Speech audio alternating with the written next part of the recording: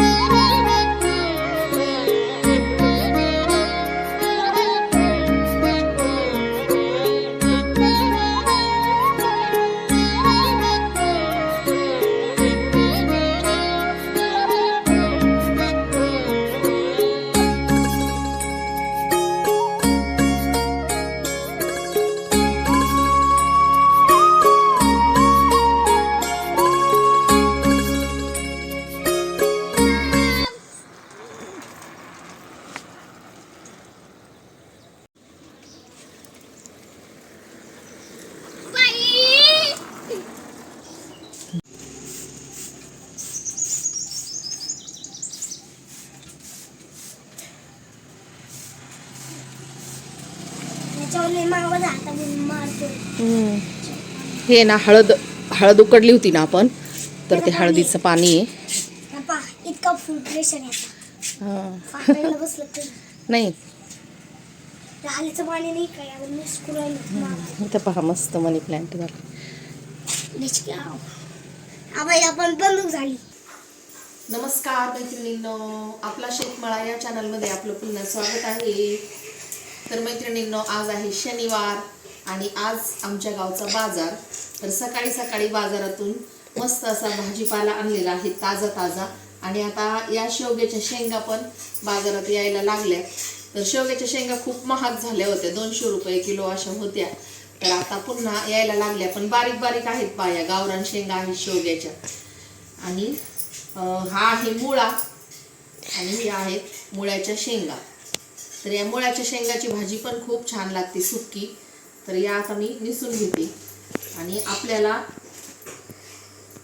ऋग्वेदृषांना बीटचा हलवा खूप आवडतो ना, तर त्यासाठी बीट गाजर हे सगळं आणलेलं आहे. यामुळं भरपूर असं कॅल्शियम वाढतं.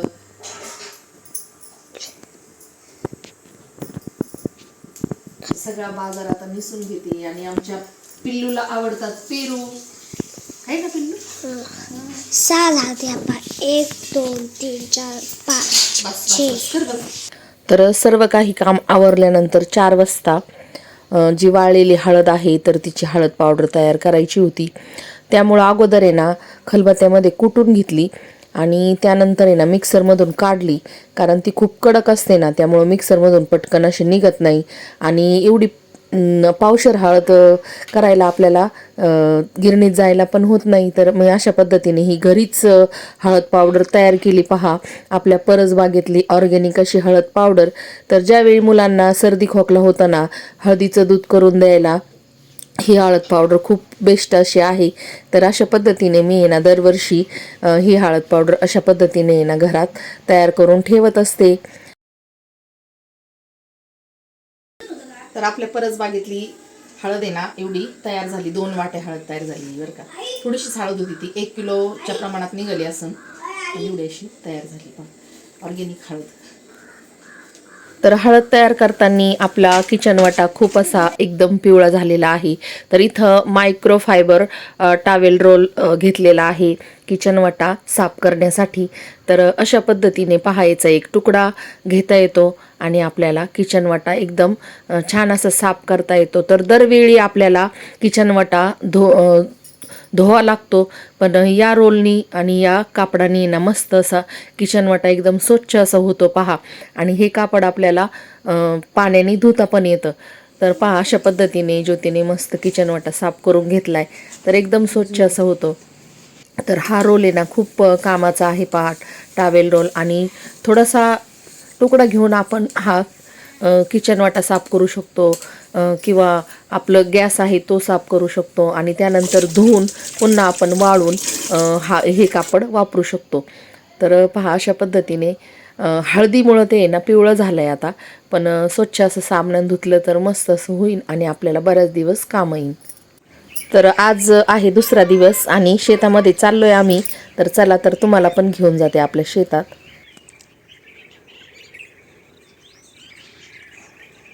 इथे ना पहा एक मोहरीचं झाड आहे आणि शेंगांनी असं वाकवून गेलं एकदम. इतकी अशी मोहरीच्या शेंगा या झाडाला लागल्यात.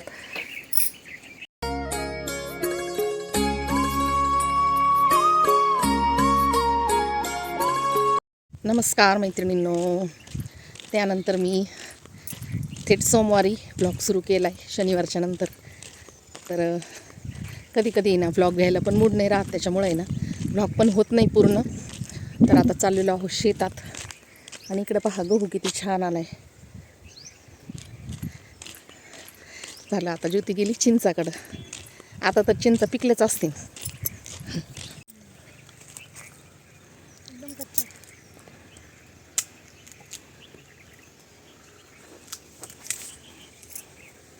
यंदा काय लय उशीर लागला चिंचा पिकायला. गाबळच नाही झाले काय. पहा मस्त असं गहू आलाय बरं का. ओंबे आलेत गव्हाला आता.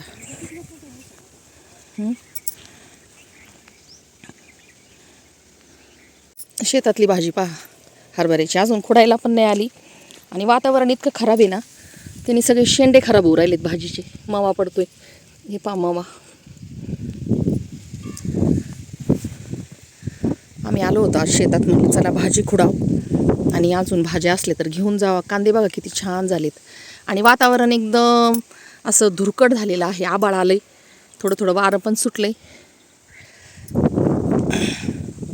खूप बोगस वातावरण झालंय. तर चला म्हणलं भाज्या कशा झाल्यात बघाव. कोथिंबीर पण पिवळी पडली सगळी.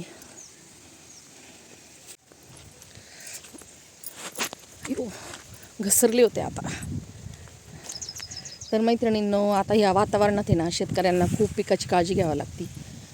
कांद्याचे शेंडे आहे ना असे वाकडे होते, त्याच्यावर पण फवारा लागतो. करपून जाते त्याच्यावर पण. हे पहा असे करपलेले शेंडे कांद्याचे. आणि गव्हाला पण आहे ना मावा पडतो म्हणून भरपूर असा फवारा द्यावा लागतो. पिकांची भरपूर काळजी घ्यावी लागते बरं का अशा वातावरणामध्ये. आज काय चालता येईना मला वावरात. हे पहा आपलं ड्रॅगन फ्रूट. परत पान फुटलं काय गं याला. ड्रॅगन फ्रूटला करडीची भाजी हरभऱ्याची मस्त झाली ना. मेथीची त्याच्यात. करडीची भाजी पहा किती मस्त झाली.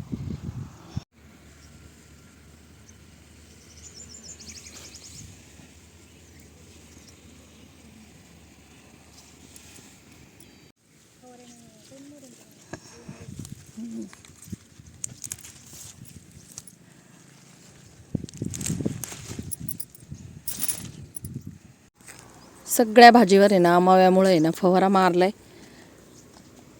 तर आम्ही निवडूनच थोडीशी भाजी घेतली आता. ही जी करडीची भाजी आहे याच्यावर इतका मावा पडलेला आहे, त्याच्यामुळेच फवारा मारलाय. तर कांद्याचे पहा असे शेंडे करपलेत थंडीमुळं धुक्यामुळं. शेतकऱ्यांना भरपूर असा खर्च करावा लागतो, पण मग असे पिकं असे नुकसान होतात पिकाचे.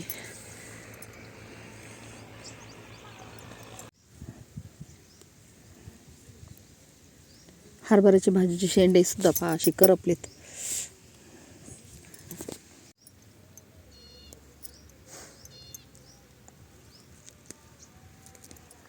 आम नाही आली अजून. तर हरभऱ्याच्या भाजीला आहे ना एक प्रकारचा आंबटपणा असतो, त्याच्यामुळं मी ती भाजी खाऊन पाहिली, पण त्याला काय अजून आंब आली नाही. ज्यावेळी आपण आंब आल्यावर भाजी खुडतो ना, तर ती एकदम बेस्ट अशी चवीला लागते. तर चला आता आम्ही चाललोय घरी. तर चला भेटूया पुन्हा अशाच नवीन आणि छानशा व्हिडिओमध्ये. तर आता पुढं गेल्यावर थोड्या वेळ आम्हाला अक्काच्या नातवाबरोबर पण खेळायचंय, तर थोडंसं तिथं पण आम्ही थांबणार आहोत. अंड घेऊन गेला मुंगूस.